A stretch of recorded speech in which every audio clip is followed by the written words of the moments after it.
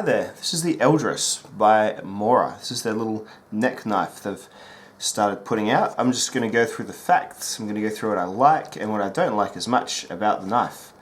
This is a Mora Swedish made neck knife. They call it a neck knife because it really is the one means of carrying this blade. You could also put the sheath in your pocket, I suppose, but the sheath has the two drainage holes here which also takes paracord through, and it mounts around your neck or any type of cord, perhaps a chain if you're worried about pulling your head off, getting it caught on the tree, that sort of thing.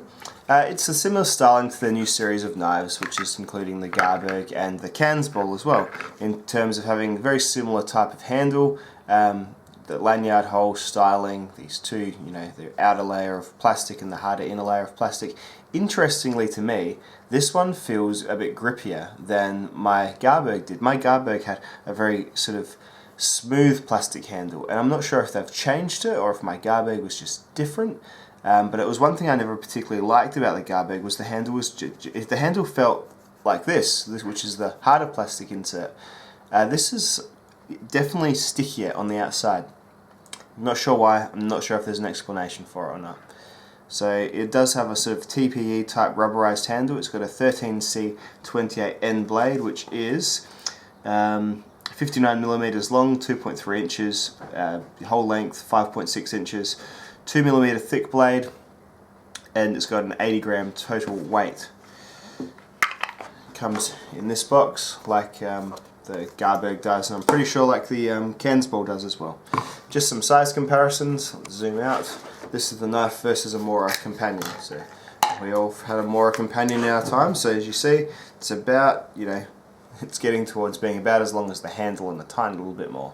So knowing that, you'll know that this is a really comfortable knife in hand, and this one, it's just about a 3-finger knife. It's getting, maybe a 4 if you really squeeze that one on, but it's a solid round grip of 3-finger knife. Let's have a look. This is it next to a Victorinox standard Swiss Army knife. Shorter than that as well. And this is it against another one of its contemporary blades, the Cold Steel Trailmaster. Just kidding. So it's a very tiny little neck knife, but it's a neck knife that feels a bit more capable than lots of other neck knives because it's got a properly rounded handle. Let's get into what I like about the knife. Spoilers, it's probably that. So I really like how for a neck knife, it's a bit thicker, but it's actually fun to use. I haven't found many of my neck knives fun to use that I've had so far. And if you think back across the channel, I've had little Boca ones, I've had Essie ones, I've had the D'Escobar. I've dabbled in neck knives, and they always just have that either thin slab construction or they've got a completely skeletonized handle, and they're just not fun to hold and use. This is a little piece of, round, stuff in your hand. It fills your palm up, and it really gives you some purchase on those cuts. It's a good idea to have a knife like this. The neck knives, to me, I'm never going to be secure. I guess this is the point. If you're thinking of concealed carrying this, if you're in a place where you do that and you want this hanging under your shirt or something, probably not the right neck knife. You probably do one of those low-profile Kydex sheath neck knives. But if you're going with what I think is Mora's intention and having it around your neck while out at camp, it's just fine. It's really light still. Yeah, it's a bit thicker than most. Like it's as thick as a standard knife, but it's definitely more comfortable for long-term use. So you pull it out of its sheath, which also is something I like. Very simple sheath.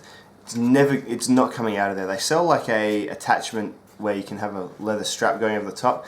I can't see how that'll be necessary. I really can't, but they do sell that. But I think the sheath on its own, it's just got really good retention, and it's just a good-looking little nice plastic sheath.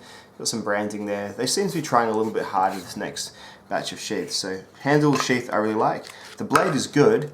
It's super short though. I mean, I know it's silly, but again, when you've got such a big handle, you feel like wrapping your whole fist around it like this. And the thing you'll find is that you'll want to use this flat part of the knife here. And so you'll need to be really careful about either shaving against a surface, you'll always be bumping your knuckles, or when you're pulling material past or pushing material, it'll be coming past your finger here, so just a bit of a learning curve on this knife. I'm not saying it's a problem, I'm just saying that it's such a short blade, which is good because it's, you know, very highly likely to be you know, non-threatening to people, and probably quite legal in lots of areas where knife length is an issue. So it's good in that way, but just something to be aware of as well. So yeah, just a highly sharp, super little scalpel blade, but working near your hands is going to be something you might have to just try a bit with first, get a handle on the knife, and then you might be able to use it with a bit more success. So, love the sharp blade. I like this initial Scandi grind. This part here is really, really good for doing work with, and it does maintain a sharp edge all the way down through it. The spine is really, really sharp too. You can start a fire, and overall, for long-term cutting and carving, this is the most comfortable small neck style knife that I've ever used. It's really, really good, and it's almost as comfortable as just using a Mora companion, but obviously taking up, you know, a half of the footprint on your gear. So a very cool little idea for a companion knife for sure. Let's get on to what I don't like as much about the blade. Alright, so this stainless steel, it's Mora's classic stainless that I use on everything.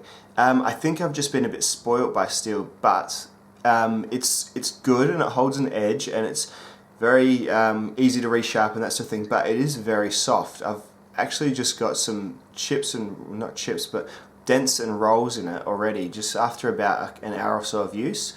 You can probably see them up towards this end of the blade. That's just through hard wood, so it's a very soft steel. It's not something I'm super thrilled with. I'd probably choose the carbon variant if and when they do that carbon variant over this one, because that's not super easy. You know, it's not hard to sharpen, but because they've done this extra grind here, which I'm not sure if is really a benefit, it's made it harder to sharpen like on a stone, because you could just, with any other Scandi knife, just run the whole flat edge across a stone, whereas now you'll be needing to steer upwards to deal with this part here. So I think the trade-off that they gave for having this thinner edge here for, you know, gutting, food prep, whatever, is not quite worth it on the ease of sharpening, which you are going to need because the steel is soft. I wasn't by any means abusing this knife, but you can see there, you can see those points there where it's folded already a little bit. So just something to take into account. I would probably hold off on this one until the carbon comes out, that's all. Not that this will be terrible for you. You certainly won't be able to, you know, you won't be able to fold the blade in half cutting wood, but the edge will degrade fairly quickly as well. It's a good low cost stainless, but it's still low cost stainless, and it's going to behave like one no matter what you spin it, which way you spin it.